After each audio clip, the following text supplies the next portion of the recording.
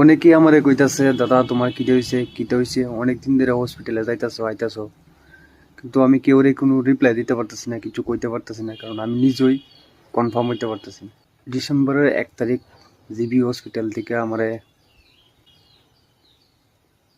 কইয়া দিছে যে আমার ক্যান্সার ধরা পড়ছে।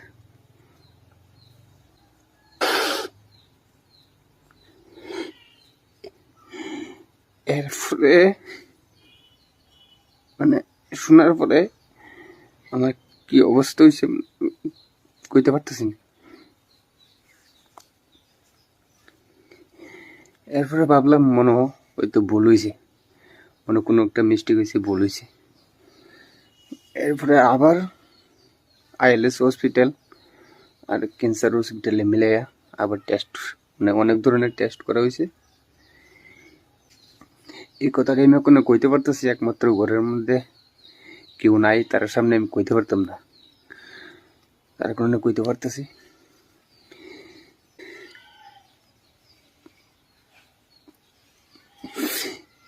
এরপরে তো 27 তারিখ জানতে পারছি, আবার জানাইছে ডাক্তারে, কইছে যে তোমার কনফার্ম। এরপরে 31 তারিখ, ডিসেম্বরের 31 তারিখ ফার্স্ট কিমো লইছি। তো সেকেন্ড আবার 7 তারিখ, 7 দিন পরে দিছে। তো শরীরের অবস্থা মানে এমনিতে ঠিক আছে, সারা শরীর ব্যথা করতেছে, বমি বমি ভাব হয়ে রয়েছে। তো জানি না নেক্সট কিমোটা লইতে পারব কিনা। তো 2-2.5 বছর হয়েছে আমি সোশ্যাল মিডিয়ায় টুকটাক কাজ করি।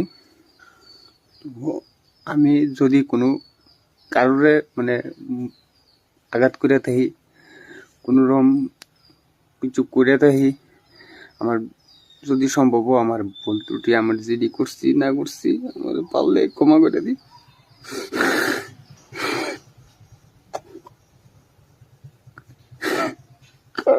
আমি কোনো এমন একটা ফসে আছি, আমার কোন সময় কোথাও ঠিক নাই।